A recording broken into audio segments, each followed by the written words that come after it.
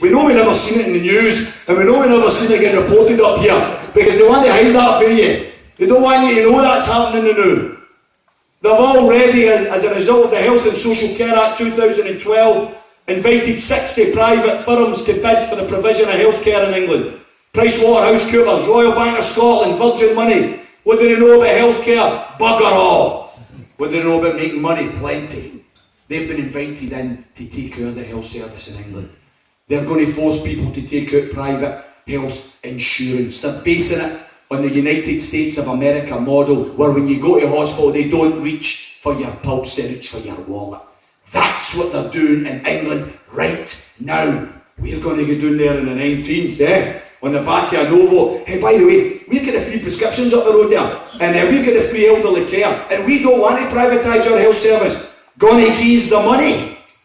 They're going to look at us and say, what? You bunch of cowards. You can sing your Flower of Scotland at your football games and your rugby matches, but when you had the opportunity to take your destiny in your own hands, you balled it.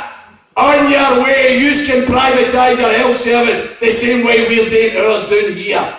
That's what they'll tell us. And then we'll say, oh, well, wait a minute. Our education's different for you. We don't have upfront tuition fees up the road. We don't charge students to go to university in Scotland. We know that you charge them £9,000 a year up front. We don't do that. We don't want to introduce that. We want to keep the universities open as wide as possible. And by the way, not open wide enough. Not open wide enough. Seen an independent Scotland. We're going to have to open those doors much wider for working class kids.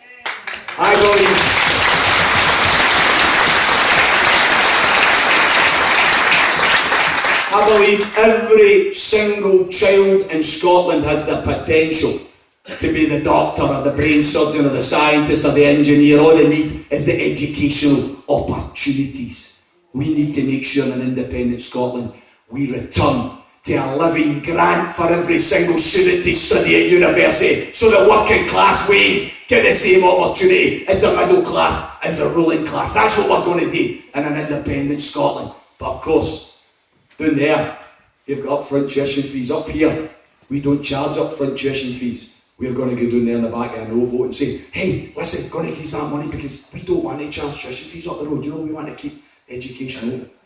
They're going to look at us. They're going to smell the blood, and they're going to laugh at us. On your way, you can do up there what we are doing down here, because it's in their blood, it's in their DNA, privatisation, making the working class pay.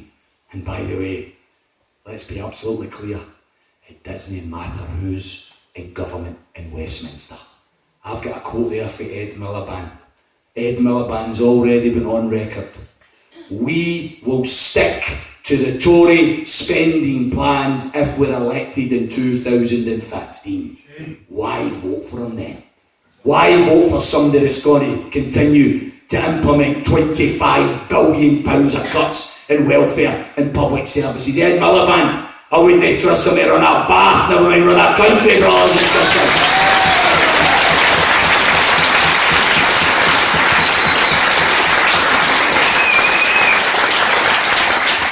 Doesn't matter what one of them are in, they're going to cut the services, they're going to privatise education and health.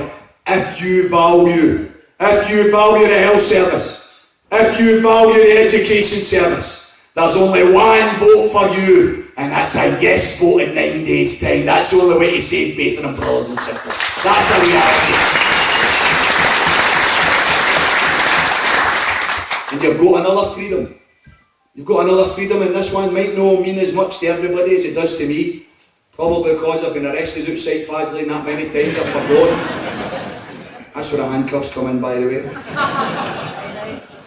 And you know, we've got a chance on the 19th of September.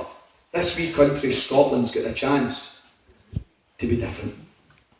To stand up on the world stage and say loud and clear, we here in Scotland believe that we should spend billions of pounds investing in schools, in hospitals, in nurses and doctors and teachers, not in immoral, illegal weapons of mass destruction. That's what we can say about the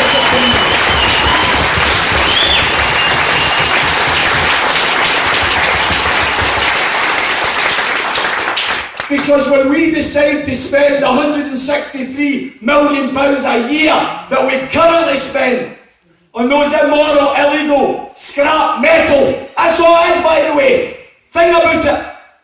If it's ever used, the game's a bogey, the world tour anyway. Why would you spend that amount of money on it?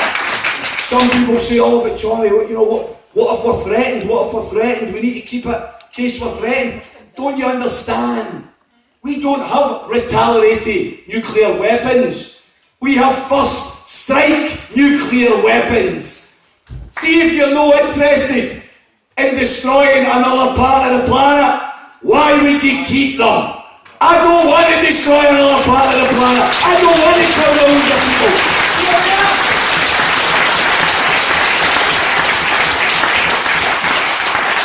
After about 20 years of trying to get them debated, the International Court of Justice in 1996 eventually managed to get a debate on nuclear weapons. This was all the countries of the world. They debated them on the basis of the Geneva Convention, which is the rules of conflict, the rules of war.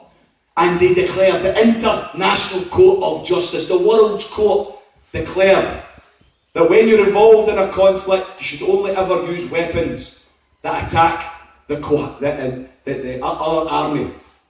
You only attack combatants. You don't attack civilians. You don't use weapons which are indiscriminate.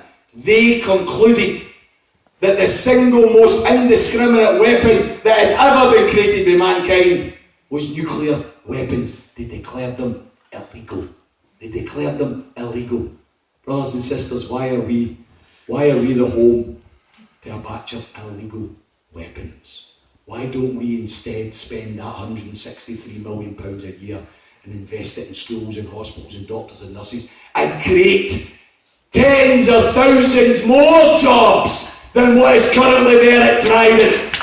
Getting rid of Trident, let's be clear about it, getting rid of Trident isn't just right morally, isn't just right out of principle. Getting rid of Trident is also about creating more jobs as well. That's what we need to explain in this next 9 days, brothers and sisters. And by the way, dear old Alistair Darling, I heard him a couple of weeks ago. I remember when he had a black beard, by the way. And he was at the Labour Party conferences. And he used to be up at the rostrum. And he used to campaign for unilateral nuclear disarmament. Let's get rid of nuclear weapons, he used to say. Because he was in the left wing in the days. That was when the beard was black. Now, I hear him on the radio, oh no, we need to keep the nuclear weapons because there's some jobs there. We need to keep the tobacco factories, because I know they're making cancer sticks, but it doesn't matter. There's jobs there. How moribund morally have these people become that they don't have a single principle to hold on to any longer? We are going to get rid of Trident and create more jobs, but they're going to be socially useful jobs. We're going to be socially useful services. Just in case there's any doubt here, I don't want to move Trident. I want to decommission Trident altogether. That's what I want to do to Trident. But MOD, Ministry of Defence, have done a wee feasibility study. I don't know if you're aware of this. They looked at the possibility. Plymouth, Portsmouth, could they take the Trident nuclear fleet? And they concluded that the potential collateral damage from an accident was too high to pay. So they'll just keep them in the Clyde. Because we're the expendables up here, aren't we? Brothers and sisters, I don't want to move them to Plymouth. I don't want to move them to Portsmouth. There may be a delay. There may be a wee delay between us deciding to get rid of them and being able to decommission them. I've got a wee idea where we can store them in the meantime. There's a big river in London called the River Thames.